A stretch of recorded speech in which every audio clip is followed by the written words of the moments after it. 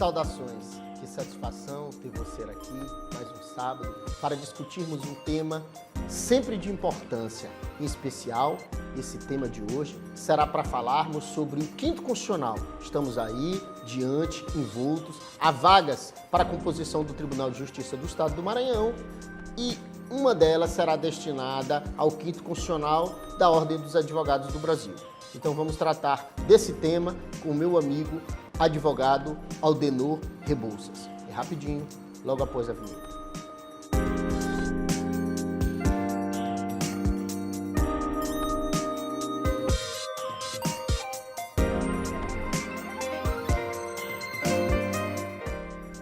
Saudações, estamos de volta em definitivo para fazer esse diálogo interessante e entendermos, esclarecer a população e principalmente esclarecer aos advogados o que seria a temática, como se dá a questão do quinto constitucional. E aí a história foi pensarmos, dialogarmos. Eu chamei e convidei o meu amigo Aldenor Rebouças para nos esclarecer vários pontos que ele tem sobre essa questão. Querido Aldenor, é uma satisfação tê-lo aqui.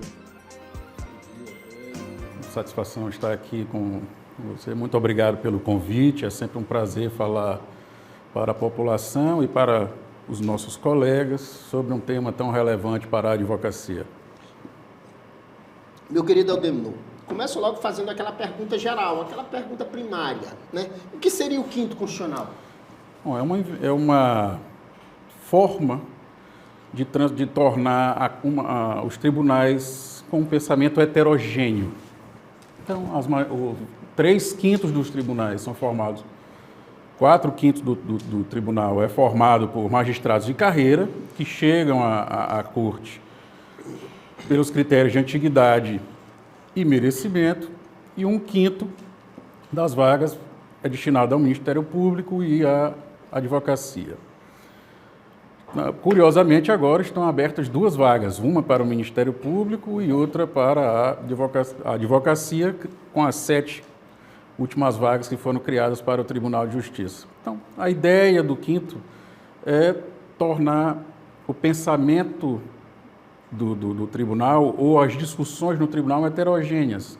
O Ministério Público, com a sua função de tutor da ordem jurídica, os advogados que têm mais proximidade com o seu cliente diretamente, e essas experiências são conjugadas à função de julgar no tribunal. Então, é para dar, na verdade, uma composição mista para que o pensamento sobre o direito e a dinâmica do direito, a dinâmica social do direito, não fique engessada num pensamento da magistratura. Perfeito. A matéria do quinto constitucional é uma matéria... Fala-se quinto constitucional porque está na Constituição, primeiramente, exatamente o que o nosso querido Aldenor nos esclareceu. 4/5 das vagas são destinadas aos magistrados de carreira, que possuem acesso a partir de antiguidade e merecimento, aí tem os requisitos. E aí, interessante a questão dos requisitos, né? A gente mais adiante vai pensar um pouco sobre eles, como é que dá esse acesso, qual é a distinção, né, desse acesso para os advogados e para os juízes, qual seria a diferença do acesso nesses procedimentos, qual é a distinção que se dá.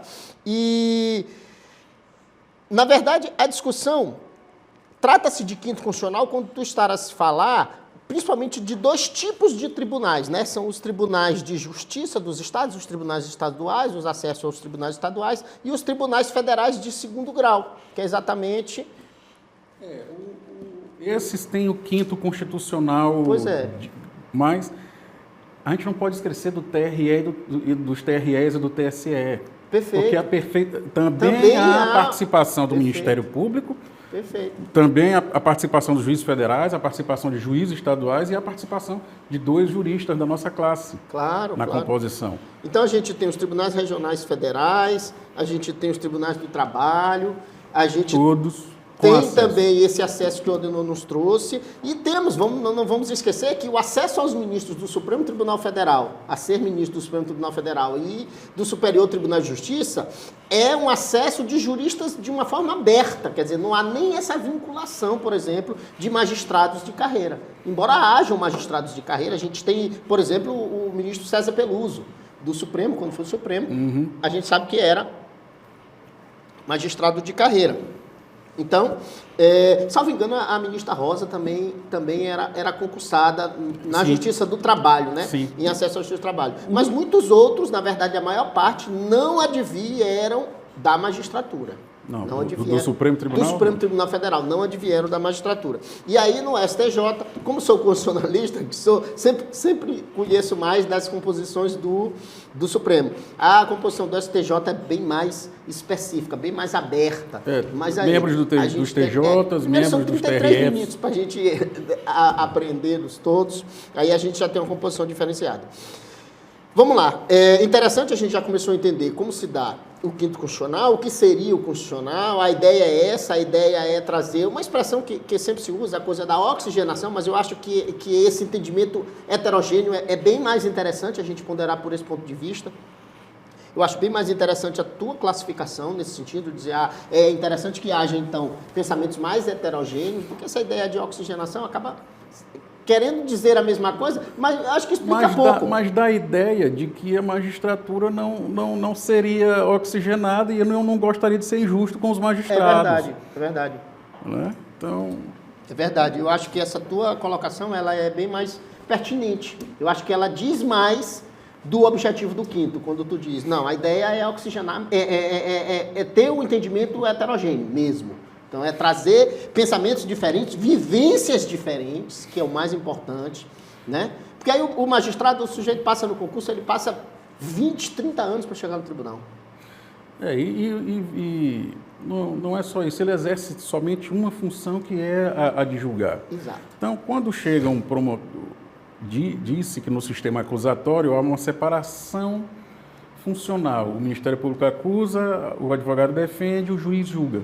Sim. Então, quando você coloca essas três formas de pensar dentro de um tribunal...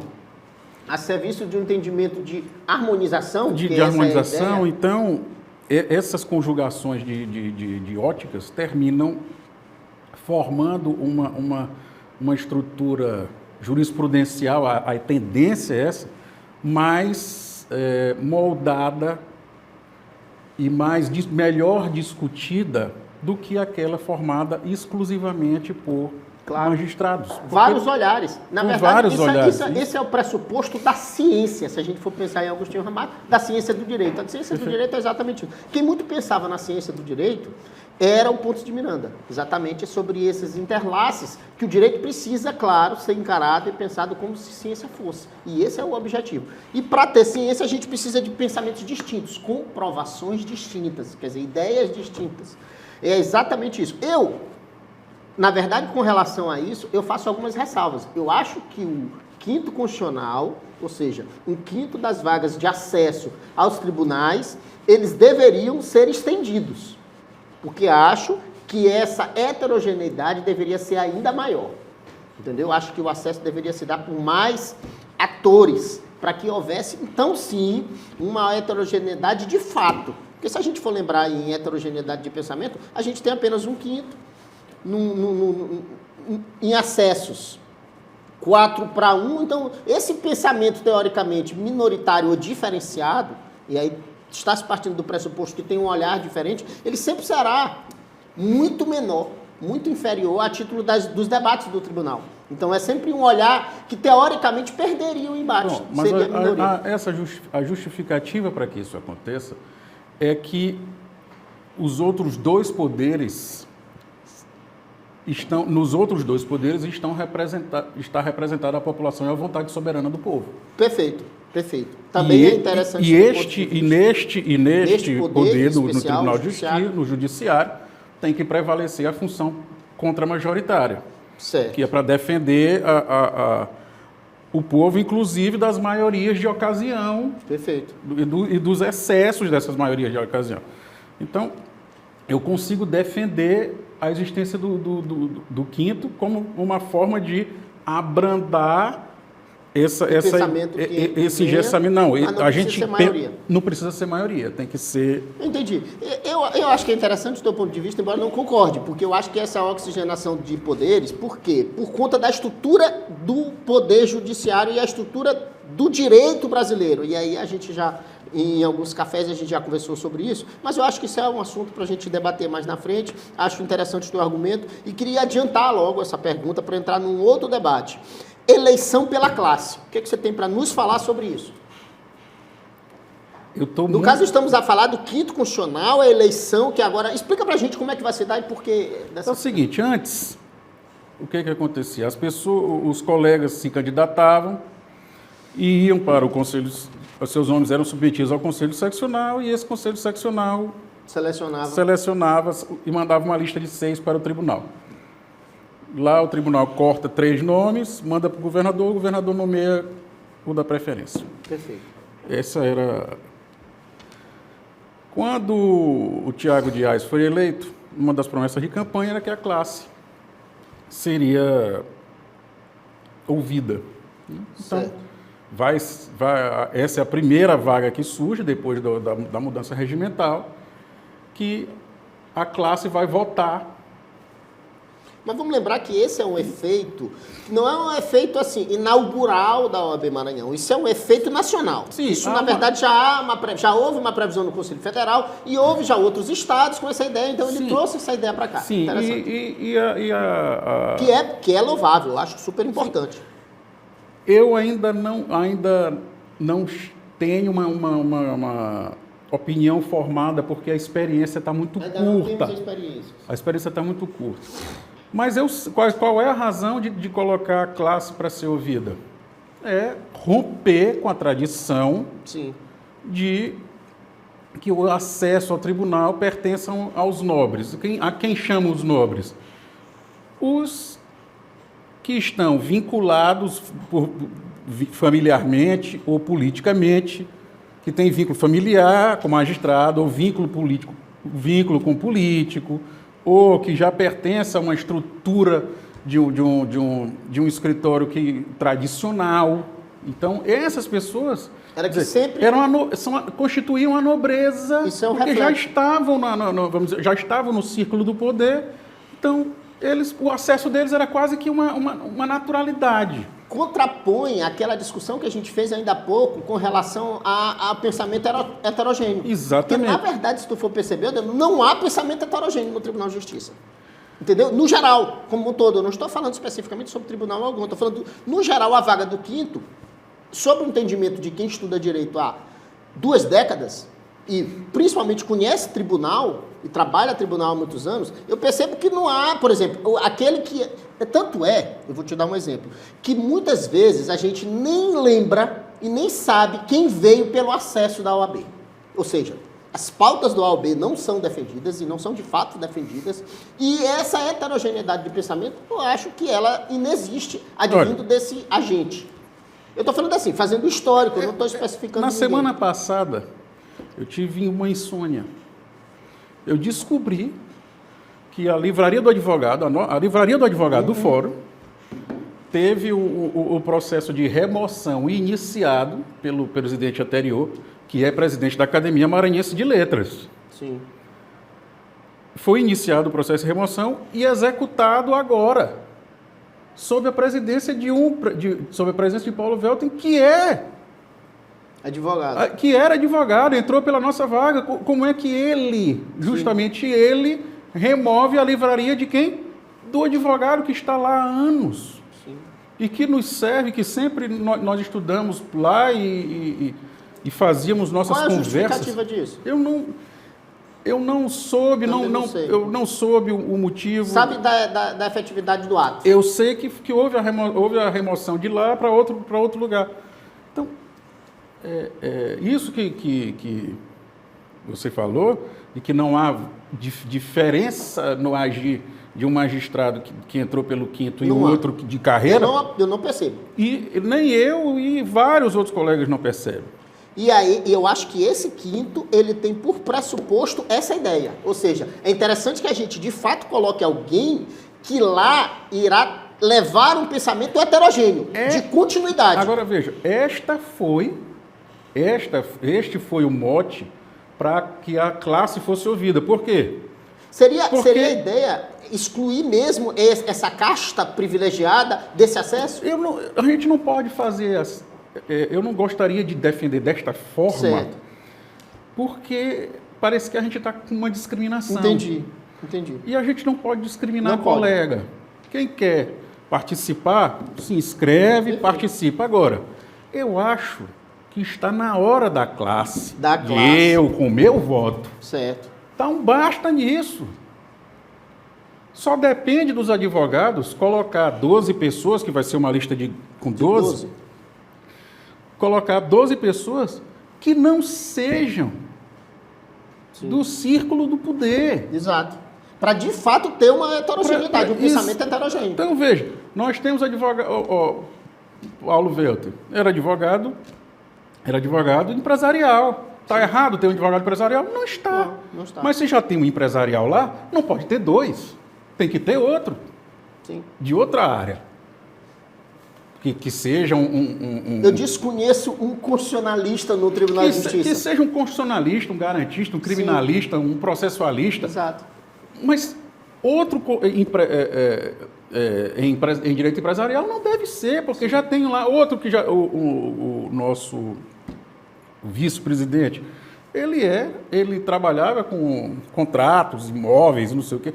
Por que você vai botar? Né? Por que você vai colocar outro colega dessa área? Perfeito. Então, eu acho que esses critérios, ainda que eles não sejam critérios, vamos dizer, de participação do colega, que a gente não pode afastar ninguém, mas são critérios que devem nortear o voto. Perfeito. O voto da classe, entendi. O voto da classe. Aldenor, nós vamos fazer um rápido intervalo. É rapidinho, você que está em casa, já voltamos.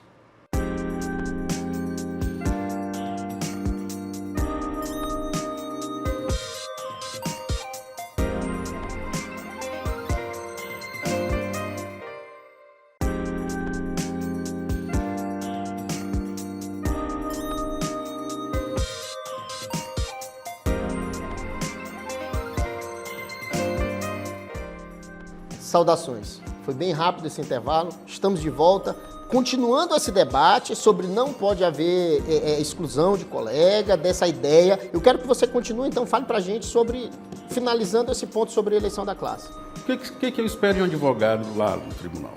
Primeiro, que ele seja o mais preparado de todos. Sim. Isto, eu não tenho nenhum processo na presidência do tribunal, então eu me sinto bem à vontade de dizer isso. E tive pouquíssimos processos sobre a relatoria do desembargador Paulo Velter. Mas hoje, eu creio que seja indisputável que ele é, tecnicamente, o mais preparado da corte. E não só isto. Ele enxerga o Poder Judiciário como uma empresa prestadora de serviços. E essa forma de pensar dele... A visão do empresário, A visão do empresário... Isso para mim é interessante, por quê? Porque eu acredito que isto promoverá mudanças no comportamento administrativo do tribunal. Certo. E eu tenho muita esperança que esses próximos 2 anos nós teremos um salto qualitativo no serviço do tribunal, como nunca tivemos. Eu acho que talvez até quantitativo, porque ele, tradicionalmente, isso eu tenho acesso, ele é um desembargador que tem uma carga grande de julgamento. Ele julga muitos processos. Então isso aí é verdade seja dita. E o nosso selo aqui no Maranhão é prata, do tribunal é prata, por quê? Porque o índice de produtividade é baixo. Mas ele, eu acho, eu posso estar enganado, mas eu acho que ele, em especial, tem um índice alto de produtividade. Mas o tribunal ainda... Só que, de qualquer forma, o presidente do tribunal não julga processo. Então, eu acho que, de repente, vai ter até uma baixa. Não, mas talvez, eu acho que não. Bom, acho que o tribunal está se adaptando a isso. Tá. Eu acho que nós temos que colocar uma pessoa que seja o melhor do tribunal. Que os demais, que traga ideias percebam... novas e, de fato, de preparo jurídico. Eu também acho que a gente precisa, de fato, de um indicado, quando você, advogado, for votar no advogado, num profissional para representar a classe, que ele seja preparado, de fato, que não adianta a gente ficar votando em pessoas que se sabe que não têm o melhor preparo para alcançar o tribunal, porque lá o desembargador julgará casos importantes e julgará suas causas. Tem um outro detalhe. Nós precisamos saber o que nós não queremos. Perfeito. Isso eu acho que talvez seja até o mais importante. O mais importante talvez seja dizer o que não queremos. Então, eu sofro algumas críticas por dizer isso, mas vou continuar dizendo. Então, eu não voto e digo para ninguém, não vote no advogado público. Advogado público. Por quê? São os advogados de carreira que está falando? Os procurador do município, procurador do estado. Qual é a razão? Eu não gosto deles? Não é que eu não gosto deles. É que eu vivo num estado paupérrimo. Sim. Índices de desenvolvimento humano péssimos, pobreza extremas, exclusão social, população quilombola vulnerável, população indígena vulnerável, conflito de terra. Eu vivo tudo isto. Todos esses problemas parecem graves. E eu leio diariamente estes mesmos procuradores e estes mesmos do município ou do estado dizendo que não tem recurso para resolver esses problemas. Sim. Mas dizem assim, não tem recurso. Não tem recurso, não há uma sensibilidade social. Tu acha que o olhar, qual é a tua colocação sobre isso? É porque tu acha que o olhar dele enquanto desembargador não seria o melhor dele, olhar para o direito? Como assim? Não, é porque o olhar dele é enviesado em favor da fazenda pública. Então sempre, quer dizer, a gente já tem de uma certa forma uma tendência natural para o Poder Judiciário a isso. Isso aí a gente sabe. Então ele vai defender a fazenda pública. Entendi. Teríamos talvez uma pessoa que teria um intuito muito maior pela defesa da fazenda pública do que até os magistrados. Do que até os magistrados de carreira. Exatamente. Então seria, pelo teu ponto de vista aí, tu estás dizendo que seria muito pior até. É uma tragédia. É uma tragédia. Por quê? Porque o juiz, pelo menos, atende a parte na audiência. Ele tem uma independência. E ele atende a parte na audiência. Sim. E vê a miséria presencialmente. Eu estava aqui entrevistando... O procurador do estado e do município, não. Eu estava aqui nesse programa entrevistando o doutor Marco Antônio Teixeira. Marco Antônio Teixeira é juiz da Vara da Fazenda Pública. E ele me disse exatamente isso, que o grande problema da Fazenda Pública é o Estado. Porque o Estado, ao invés de fazer acordos, de negociar, de conversar, fica o tempo todo sem direito, sem justificativa, protelando, atrapalhando e atrapalhando o processo. Quer dizer, esse tipo de atitude, então, tu teria, de fato, uma ascendência muito pior do que os próprios magistrados, que possuem, claro, aquela independência, já naturalmente, já tem um seio diferente. Eu sempre digo, rapaz, o magistrado que vai... Os magistrados, em regra, eles eles sentem a pressão social. O procurador não. Não sente. Já está acostumado com isso. Ele está no gabinete, sentado, recebe o processo, porque alguém levou para ele. O cara nem se levanta, ele nunca foi. Ele nunca viu o cliente. Nunca viu o cliente. Não vai, nunca rasgou um terno num balcão. Então, eu não voto nunca. Entendi. Entendi. Numa pessoa com esse perfil, porque não me representa. É justificado. Agora eu vou fazer, tu estás falando de advogados públicos, eu quero entrar então numa categoria que também é pública, que são os defensores públicos. E aí, como é que tu consegue ponderar essa questão? Eles estão nessa mesma sacola que tu trouxeste? Nunca. Eu não sou injusto com os defensores. Mas vamos lembrar de uma coisa, Odino. Aí eu vou fazer uma experiência. Eu, há mais ou menos 20 anos, no começo da minha advocacia, no comecinho da minha advocacia, as primeiras ações que eu fiz foram dativos, como dativo. E era moda naquela época a gente fazer algumas ações como dativo. Eu nunca recebi esses dinheiros. Nunca recebi. A burocracia era tão grande. E se passou tanto tempo, e essa tutela é uma tutela da Procuradoria do Estado, não é isso? Liberar ou não liberar esse dinheiro, fazer essa gestão desse dinheiro, quer dizer, nós estamos aí, tem uns 20 anos que não se libera dinheiro, parece que agora vai sair o acesso a... Por que seria, hein? Por que será que honorários dativos estão sendo liberados agora? Mas vamos lá, defensores públicos. Os defensores, Tu acha que eles também não... Eu acho que eles deveriam... Se tem um quinto, nós deveríamos ter um 2/5 para poder expandir o quinto para... Não, expandir o quinto não, é transformar em 2/5 para poder trazer os defensores. Por quê? Porque o defensor... Eu vou além. Eu acho que a gente deveria ter 3/5 para ter uma vaga para o Ministério Público, uma vaga para os defensores públicos e uma vaga para os advogados, advogados, aqueles que de fato advogam, aqueles que apenas advogam e vivem da advocacia, entendeu? E aí 2/5 seriam para os juízes de acesso. É apenas uma proposição. Nem podemos fazer isso agora, na verdade é só uma alusão, porque eu sou constitucionalista e sei que essa é a determinação constitucional. Então aqui nós estamos apenas divagando, discutindo temáticas. Eu gostaria de ver um defensor público dar um acesso, dar uma... Por quê?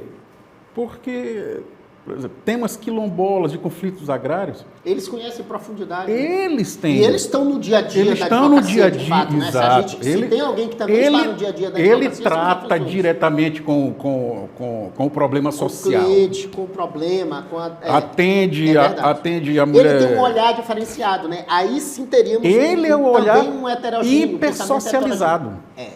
Teríamos um pensamento heterogêneo. De fato, tem razão. Entendeu? É verdade. É difícil a gente ascender um defensor público que não tivesse, que não tem esse olhar de fato heterogêneo, mais sensível para a população, para o povo. Com essa ideia mesmo, eu concordo contigo. Eu concordo nesse ponto. Então a gente espera, mais do que o que a gente espera de um advogado, pela tua colocação, é o que a gente é a perceber-se o que não se espera, o que não se quer de um advogado indicado ao quinto, né? Agora, o que eu quero de um advogado aqui? Vamos lá. Tem três perfis. Claro que não dá para dividir as pessoas em perfis, mas são três, vamos dizer, virtudes que eu acho cardeais. Não sou eu quem acho. A ideia é do Kassenstein, que é um constitucionalista norte-americano. E ele diz que as três virtudes cardeais do magistrado são o heroísmo, a mudez e a capacidade de ser soldado. E aí o herói que nós temos hoje, que a gente pode dizer que mais corresponde a essa ideia do herói, é o ministro Barroso. Certo. Por quê? Porque no momento em que você diz, eu estou tendo uma série de problemas decorrentes do não reconhecimento das uniões estáveis entre pessoas do mesmo sexo. Certo. De não reconhecer o casamento entre pessoas do mesmo sexo.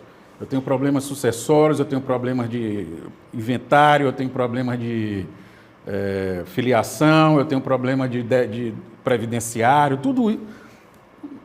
Nesse momento em que é para expandir direitos, garantias fundamentais contra o Estado, para conter o poder do Estado, admite-se que o magistrado seja um herói.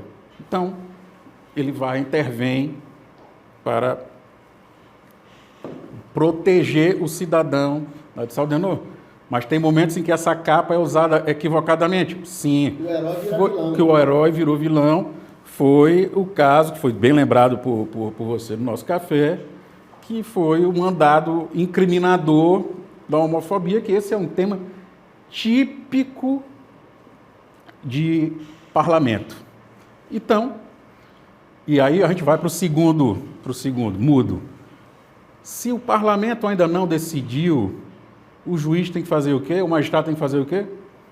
Ficar mudo. Silenciar, esperar. Fica silêncio, deixa o parlamento discutir, deixa os movimentos sociais se manifestarem. Aldenor, eu agradeço demais, o nosso tempo está esgotadíssimo, infelizmente, mas eu quero te deixar ainda 10 segundos para você se despedir do público.